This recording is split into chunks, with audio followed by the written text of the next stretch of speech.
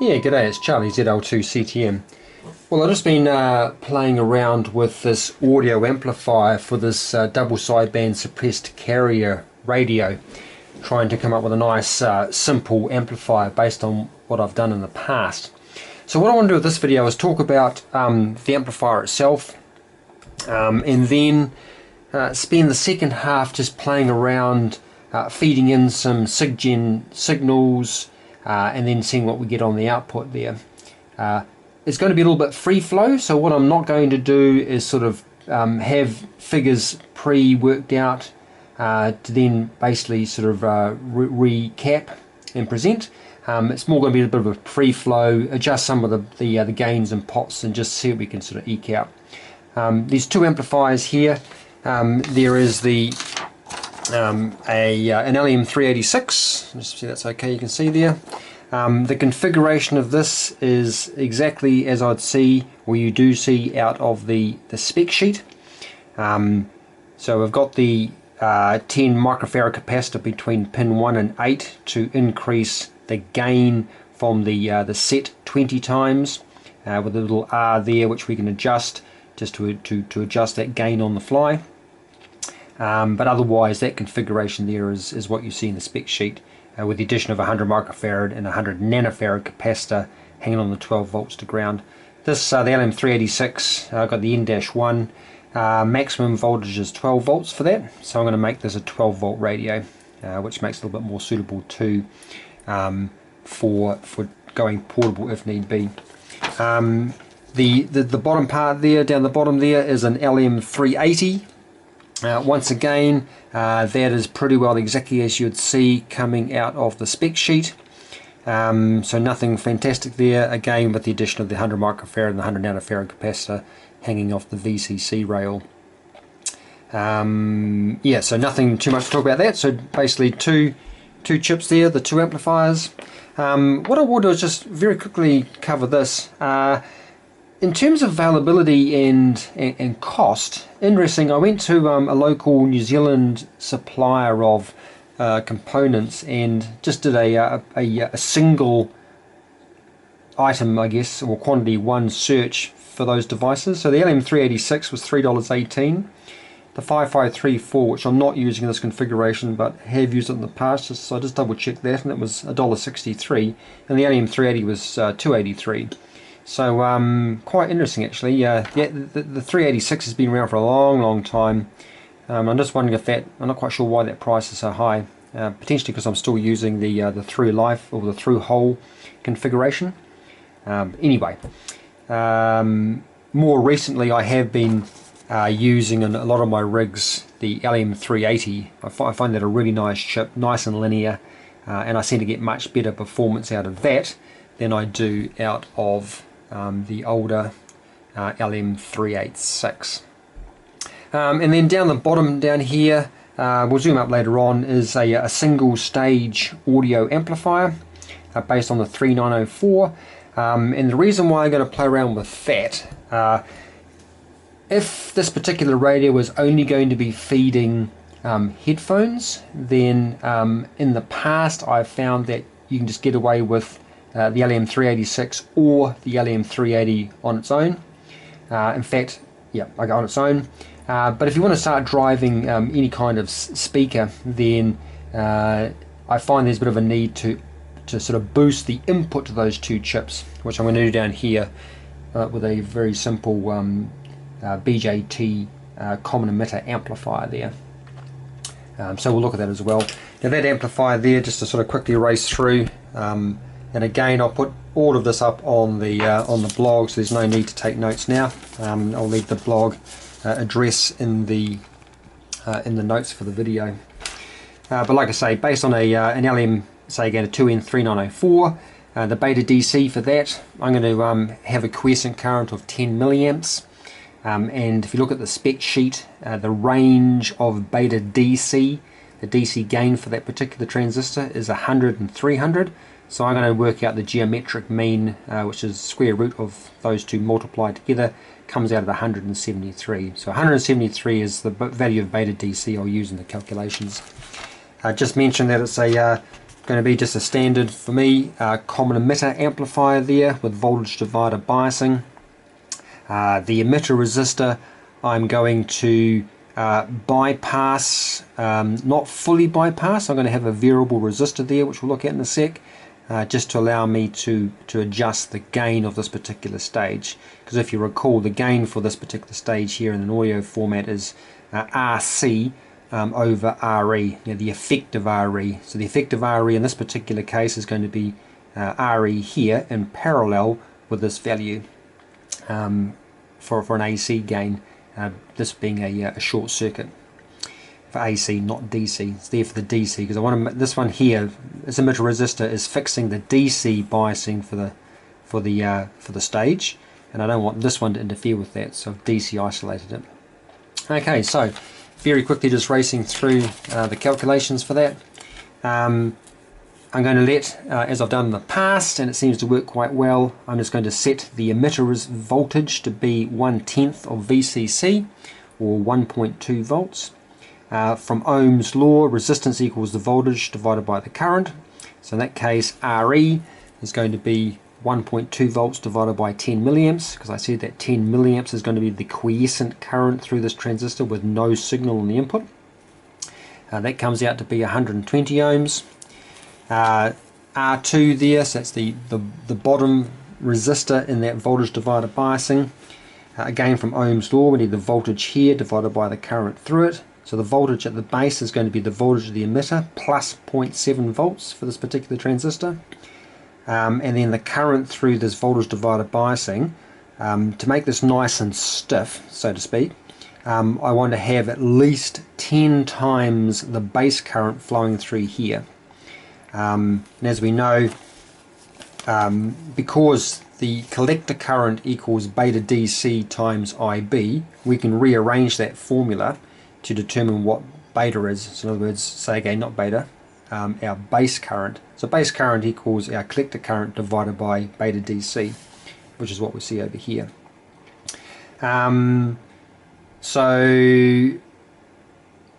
Right. So we just said what our base voltage is, 1.2 plus 0.7. We now know what our base current is, so now we can work out what that value is going to be. So let's see if I can get this all in one shot here.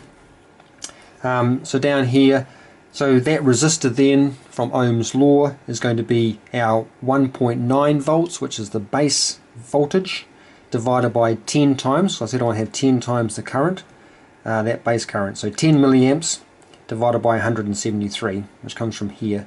So 10 milliamps divided by 173 comes out at 3287 ohms. So the nearest standard value I'm going to use is 3.3 k ohms. Now for the value of R1, same principle, voltage across it times divided by the current will give you the resistance. Now I work in conventional current flow, so my current flows up through here, out of the transistor and up to here. So if I got 10 times that current thrown through here, plus I'm adding an additional one, there must be 11 times the current flowing through R1. Can't go through here because it's DC biased, or DC blocked more the point. So R2 then, where's my R1? There it is. So the voltage across that particular device must be the VCC minus the voltage at the base. That's what we have here. So 12 volts minus 0.9 volts divided by 11 times our base current, 10 milliamps divided by 173, comes out at 15,884 ohms. So my nearest standard value that I'm going to use is 15 k ohms. And then finally, from the resistance point of view, or from a biasing point of view, I'm going to set the voltage at the collector to be roughly halfway between VCC and earth, with no signal, to allow me a good swing around that. So again, the voltage, again from Ohm's law, that resistance equals the voltage across it divided by the current. If that's 12 volts there, and that's going to be 6 volts there, and I've got 10 milliamps flowing through it, then I can work out what our resistance is going to be, which is down here. So there goes that 6 volts, 12 volts divided by 2, divided by 10 milliamps, comes out at 600 ohms, and I'm going to set, well, I'm going to choose 560 ohms as the nearest standard value for that. and then just quickly racing through the capacitors. So for the emitter bypass capacitor here at the lowest frequency of operation, so this is an audio amplifier on a voice rig, so it's going to be 300 Hertz to 3 kilohertz. So the communications voice band there, so the lowest frequency is going to be 300 Hertz. So I want to set the inductive, or the capacitive reactance of that capacitor, I want to be less than 1/10 of Re. So that's what I've said here. So our capacitive reactance, I want to be less than 1/10 of Re at our lowest frequency of operation. And we know that capacitive reactance equals 1 over 2 pi Fc. So now we know all of our unknowns, well, basically unknowns, and we can rearrange that formula to make capacitance the subject. So just move capacitance up there, move Xc down here, and we can solve for that particular capacitor. So 1 over 2 pi 300 Hertz times 1/10 of Re, so 120 ohms divided by 10, comes out to be 44.2 microfarads. So I'm going to bump that right up to 100 microfarads just to be really sure that I'm going to meet that criterion up here. I will, because if I increase C, I decrease that, so it's going to be even better. Now the two coupling capacitors, so one on the input and one on the output, here and here. I'm just going to use another sort of general rule of thumb and have those at these frequencies to be less than 100 ohms. So my capacitive reactance of those two, I want to be less than 100 ohms at 300 Hertz. I can solve for that using exactly the same process as we've just seen.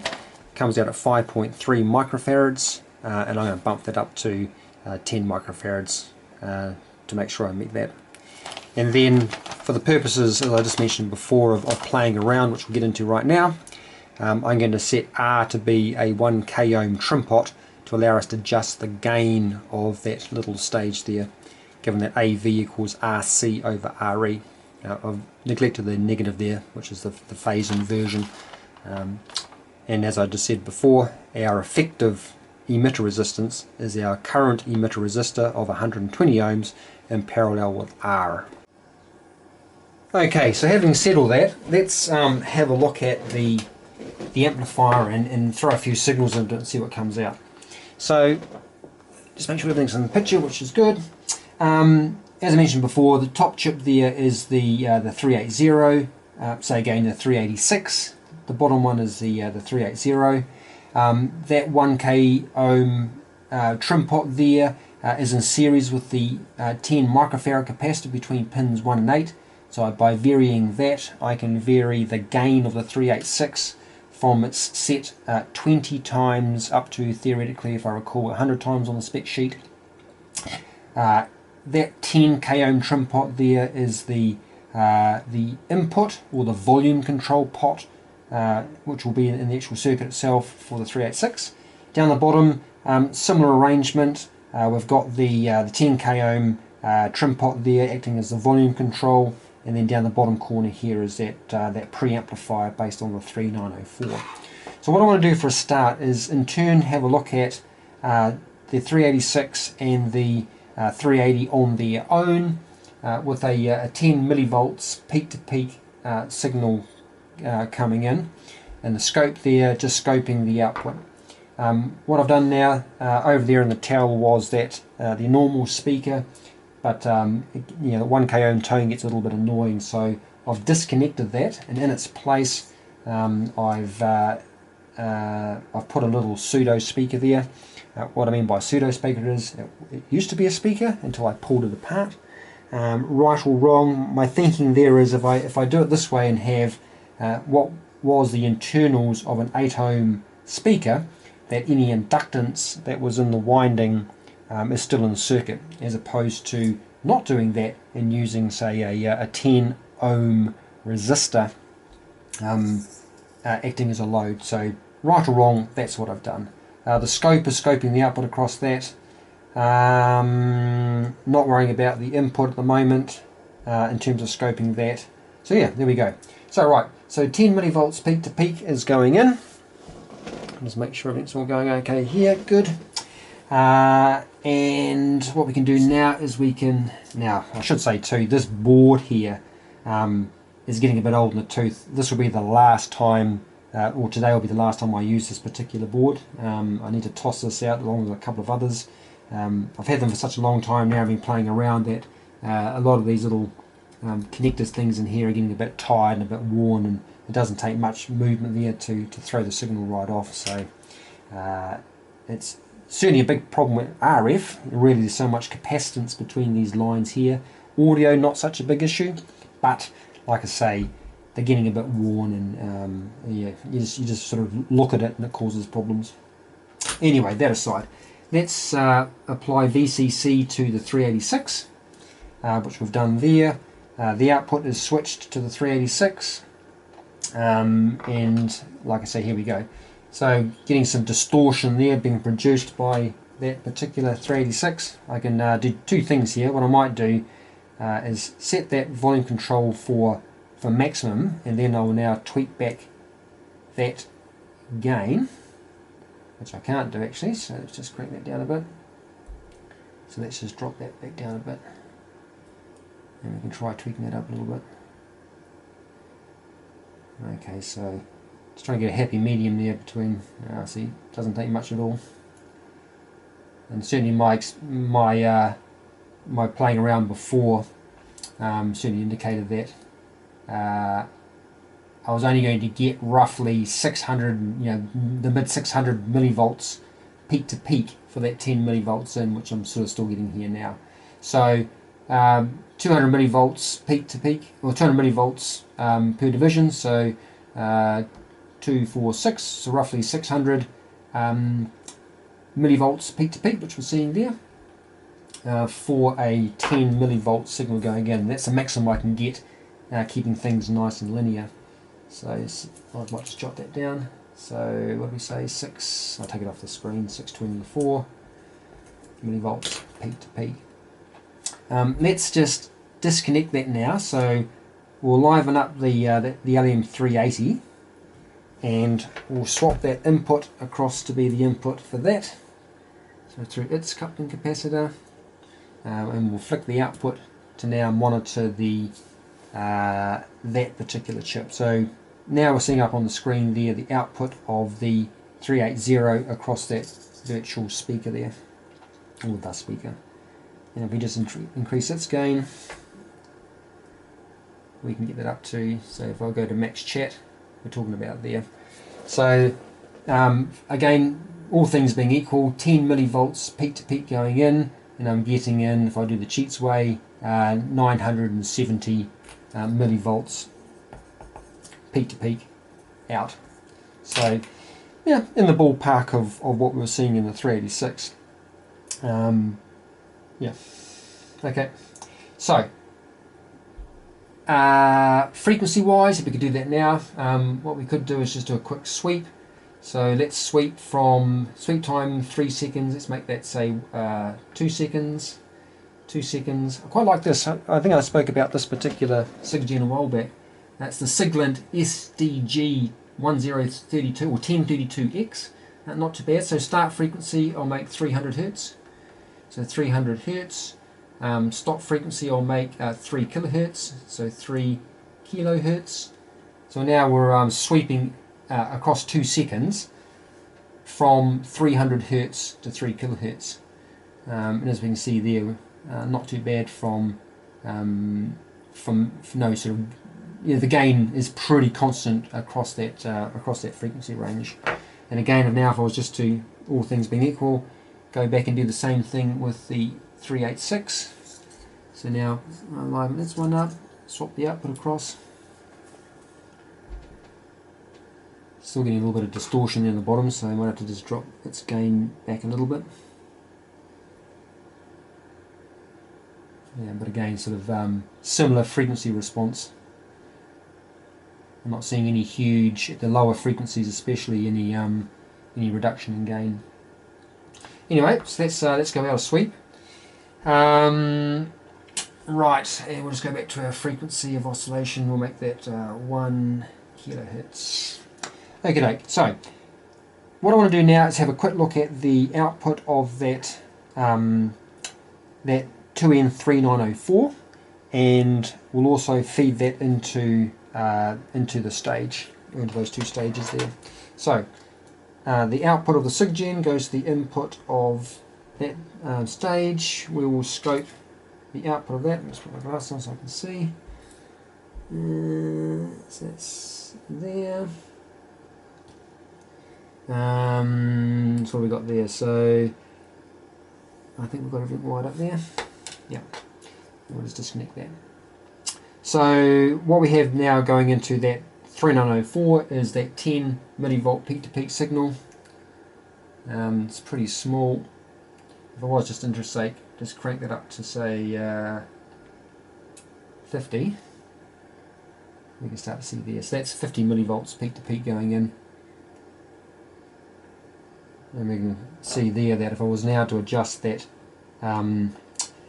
that emitter bypass resistor with that DC coupling caps, we can sort of see the gain there change quite a bit. So that's now effectively 0 ohms. So that bypass capacitor is now fully bypassing the emitter resistor. So we're getting sort of max chat. So 50 millivolts peak to peak going in, getting 6.14 volts out. Once I take that back down to 1 volt, say again 10 millivolts, then we're getting 1.42 volts coming out. So on its own, pretty good. And like I say, if we were to decrease its gain and then have its gain being fed into one of those two other chips, we can then multiply the overall gain of the stage. In other words, a two-stage amplifier. So that's what the thinking is there. So I definitely don't want to have this going max chat when I'm feeding it in with the others. Right, so what I can do now is we can return the scope back to the speaker, and we can feed the output of this particular stage, which is this white one here. That's the output. We can feed that. Let's go for the 386 for a start. So it's now going into the input of the 386 stage. We can now make sure the switch is up so it's monitoring the output of that stage, and we can liven it up. So now we've got the output of that stage. Again, just an arbitrary setting down here somewhere for gain of that 3904 going into that 386. What I might do then is just decrease its volume. I can potentially try and get this to go max chat, but as you can see there, we're already starting to get quite a bit of distortion. That's represents nothing like a sine. Well, there's a sine wave of sorts, but certainly some other harmonics in there which we don't want. I can try decreasing that stage gain, that 3904, and of course I was to go the other way and overdrive it, and then we're into a huge amount of issues here. Really starting to overdrive that 3904. So again, the 386. So I can drop it back down there, say. So if I was to go there, all things being equal, we're just trying to see what we could eke out of it. So the two stages together now for a 10 millivolts peak to peak going in, the best I can do is 9.84, so close to 10 volts peak to peak, noting that the VCC rail sitting at 12, and I don't want to run into saturation at the other end, so that's probably about as max I'm going to get out of that for this. So yeah, so that's I think that would be quite good as a combination for the radio. What we could do now is just have a quick look at that same setup, but using the 380. So the output of the preamplifier, feed that to the input of the 380. We'll swap the output across to that. We'll remove VCC from the 386. We'll put VCC onto the 380, and we're well and truly overdriving that particular chip, so we can drop its volume down. See if we can get that back into a linear range. Not liking that at all, is it? So let's just crank that 380, that preamplifier stage down. We'll crank this one back up again. Let's drop that preamplifier stage gain down. Up that volume control, getting near full. Yeah, we can see there that that 380 is not particularly liking that combination of the two. To be fair, previously in the past, if I'm doing a two-stage amplifier, audio amplifier, using the 380 as the output, what I have done and had good success with is using the NE5534 op-amp as a driver for it. But in this, as you can see here, again, this is just all live. I'm not trying to set anything up with this video. It's just more just playing around. It would appear that the better combination is the 3904 feeding into the 386. Noting that they're both easily available. And certainly the 386 is ubiquitous and it's been around for a long time. So having said that, I think I might actually, I've got to pick on something. I think I might pick on the combination of, let's just feed that to there, or feed that into there. I think I might sort of stick with the idea of having that 3904 feeding into the 386. So as you can see there now, that's the combination I'll play around with. That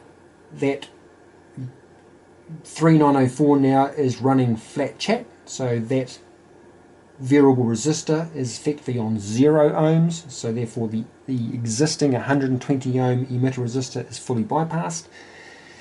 So I might just leave that in that configuration, have that being fed into the 386, and then have a look at the actual radio built, and then I can tweak that 1 k ohm bypass resistor there with that 10 microfarad capacitor between pins 1 and 8, just to fine tune that 386 stage, just to make sure we keep things nice and linear. So that's what I'm going to do moving forward. I know this has been a long video, but hey, I thought it might be useful, and I'm sort of happy with feedback that in trying and playing around with the electronics is just to keep it sort of free flowing in this particular video, just to sort of see what it's like actually playing around. Now I'm conscious that I'm quite lucky here with a scope and a SIGGEN. It certainly makes life nice and easy. In fact, what I will do over here, let's just go back to sweep. So let's go for a start frequency of 300, I should remember that, 300 Hertz, I think I did actually. Start frequency is 3 kilohertz. So even there, we've still got some pretty good gain right across that frequency range from 300 Hertz to 3 kilohertz. So those coupling capacitors we spoke about before, at the lowest frequency of operation, 300 Hertz, we're not getting too much of a drop across those, so that's pretty good. Anyway, so where did I get up to? Oh yeah, I'm quite lucky with an O-scope and a SIGGEN. So if you don't have one of those, certainly I'd probably look at using a small MP3 player with the volume turned right down nice and low, just to test these circuits out. The reason why, and I sort of said it right at the front of the video, is I'm starting with the audio amplifier, because once you get this going and you know it's working, and we'll build it up and test it, that becomes sort of like test equipment for building the rest of the radio. So once we start building the product detector, and we start building the RF amplifier on the front, and then joining it all up, if we get a valid signal coming out of the product detector, then we should hear it. So this allows you to sort of, I find it quite easy sort of working backwards with the audio amp. Rightio, so I'm going to say 73 knock it on the head, and we shall see you at the next video. But I hope that was useful. Like I say, I apologise, it's a bit of a ramble, but I did that on purpose. I'm kind of hoping it was useful to some. To others who already know this stuff, hey look, again, apologies, but that's how I run. Okay, 73's all, and we'll see you next time.